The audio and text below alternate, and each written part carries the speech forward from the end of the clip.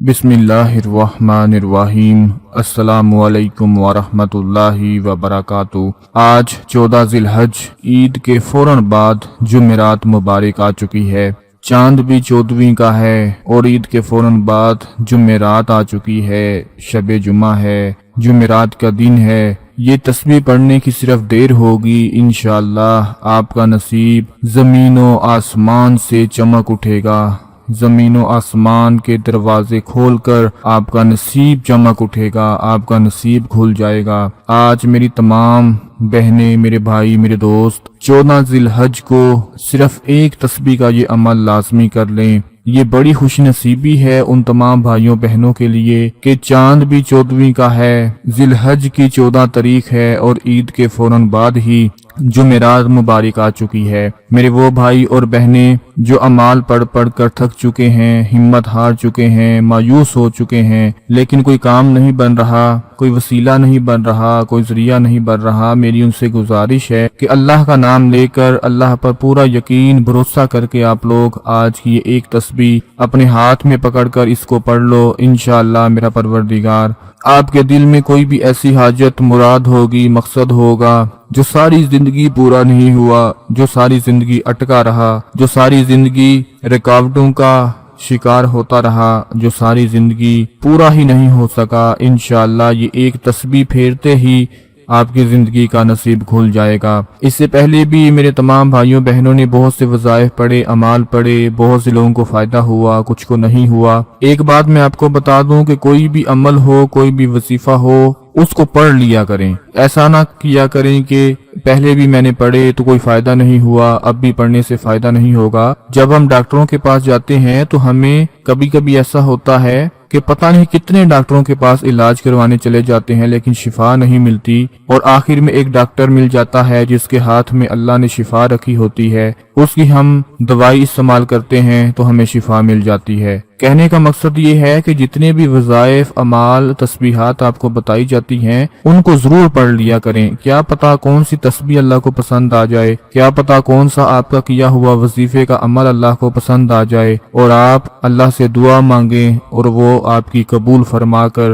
آپ کی ہر حاجت مراد کو پورا فرما دے۔ تو آج بھی اسی حوالے سے میں جو آپ کو عمل بتانے جا رہا ہوں، یہ ایک تسبیح کا عمل ہے۔ اس کو آپ نے پورے یقین اور بھروسے کے ساتھ پڑھنا ہے، کیونکہ اللہ تعالیٰ کے نزدیک اس سے بڑھ کر اور کوئی شے نہیں۔ اللہ خود فرماتا ہے کہ مجھ سے مانگو میں تمہاری دعا قبول کروں گا۔ اللہ کے نزدیک سب سے زیادہ جو پسندیدہ شے ہے وہ یہی ہے کہ اللہ فرماتا ہے مجھ سے مانگو میں تمہاری دعا قبول کروں گا۔ جب کوئی بندہ اللہ سے نہیں مانگتا، اللہ اس سے ناراض ہو جاتا ہے۔ دوستو آج کل آپ دیکھ لیں کہ ہمارے حالات ایسے ہیں کہ اگر ہم کسی بندے سے مانگتے ہیں تو وہ بندہ ناراض ہو جاتا ہے کہ اس نے مجھ سے مانگا کیوں ہے۔ ایسے حالات آ چکے ہیں، اگر بندہ کسی ضرورت کے تحت، کسی مجبوری کی وجہ سے اپنی ضرورت کو پورا کرنے کے لیے کسی بندے کے آگے ہاتھ رکھ دیتا ہے کہ میری ضرورت کو پورا کر دے، میرے حالات خراب ہیں، تو وہ بندہ ناراض ہو جاتا ہے، بندہ غصہ کر جاتا ہے کہ اس نے مجھ سے کیوں مانگ لیا۔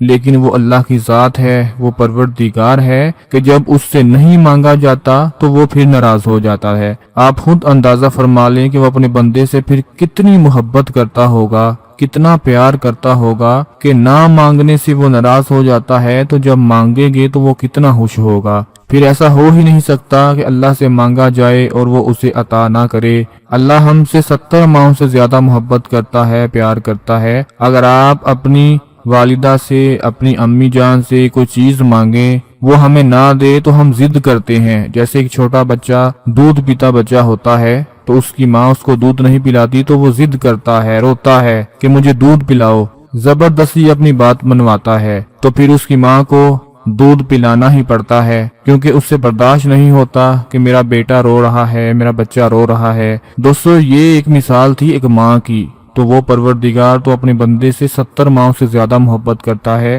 بس آپ کو بات منوانے کا طریقہ آنا چاہیے، اپنے نصیب کی دعا مانگنے کا طریقہ آنا چاہیے، انشاءاللہ پھر وہ پروردگار ایسے ایسے راستے کھول دیتا ہے کہ انسان کی ساری زندگی ہی بدل جاتی ہے۔ اللہ کے آگے روئیں، اللہ کے آگے ضد کریں، اللہ کو منائیں، اپنے دل کی بات اللہ سے شیئر کریں، انشاءاللہ پھر دیکھیں وہ کیسے آپ کے لیے آسانیاں پیدا فرماتا۔ آج آپ لوگوں نے یہ ایک تسبیح پڑھ کر اللہ سے دونوں ہاتھ اٹھا کر دعا مانگ لینی ہے۔ اللہ پاک اس تسبیح کی برکت سے ہی زمین و آسمان کے خزانے کھول دے گا، زمین و آسمان کے دروازے کھول دے گا اور آپ کی ہر مراد اور حاجت کو پورا فرما دے گا۔ اس تسبیح میں آپ لوگوں نے کیا پڑھنا ہے کہ وضو کر لیں، سیدھے ہاتھ میں ایک تسبیح پکڑ کر تسبیح کے ہر ایک دانے کے اوپر آپ لوگوں نے پڑھنا ہے بسم اللہ الرحمن الرحیم لا الہ الا اللہ الواحد القہار۔ تسبیح کو جب آپ اپنے ہاتھ میں پکڑ لیں تو تسبیح کے پہلے دانے پر پڑھیں لا الہ الا اللہ الواحد القہار۔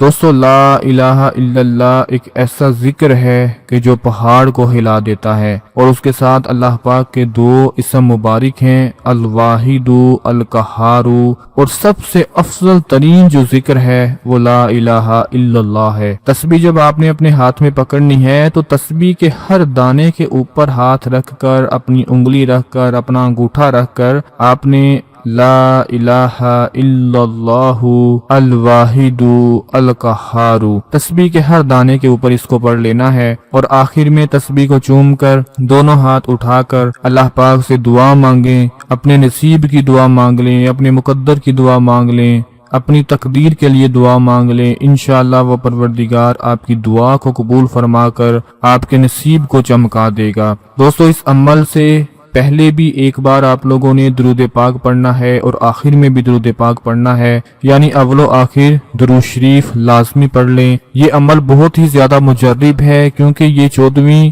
رات ہے، 14ویں کا دن ہے، اور عید کے بعد جو جمعرات آ چکی ہے یہ بڑی ہی عظمت والی ہے، بڑی ہی فضیلت والی ہے۔ نبی اکرم صلی اللہ علیہ وآلہ وسلم کو جب بھی کوئی اہم معاملہ پیش آتا، آپ صلی اللہ علیہ وآلہ وسلم فوراً نماز کا اہتمام فرماتے۔ ایک روایت میں آتا ہے کہ نبی پاک صلی اللہ علیہ وآلہ وسلم نے فرمایا جس نے اچھی طرح وضو کیا پھر خشوع خضوع سے 2 رکعت نماز پڑھی، اللہ تعالیٰ اس کے سوال کو پورا کر دے گا۔ جو اس کے ذہن میں سوال ہوگا، جو وہ سوچ رہا ہوگا، جو اللہ سے مانگنا چاہ رہا ہوگا، اللہ اس کو پورا فرما دے گا۔ قیامت کے دن بندے سے جس چیز کا سب سے پہلے حساب لیا جائے گا وہ صلاۃ ہوگی۔ اگر اس نے صلاۃ مکمل طریقے سے ادا کی ہوگی تو نفل صلاۃ جو ہوگی وہ علیحدہ لکھی جائے گی۔ میں اللہ پاک سے دعا کرتا ہوں کہ اے میرے پروردگار آج کا یہ عمل کرنے کے بعد میرے ان تمام بھائیوں بہنوں کی نیک و جائز حاجات کو پورا فرما دے جو آج کی یہ تسبیح پڑھ لیں۔ سب کے گھروں میں سکون عطا فرما، سب کے گھروں میں برکتیں ہی برکتیں پیدا فرما۔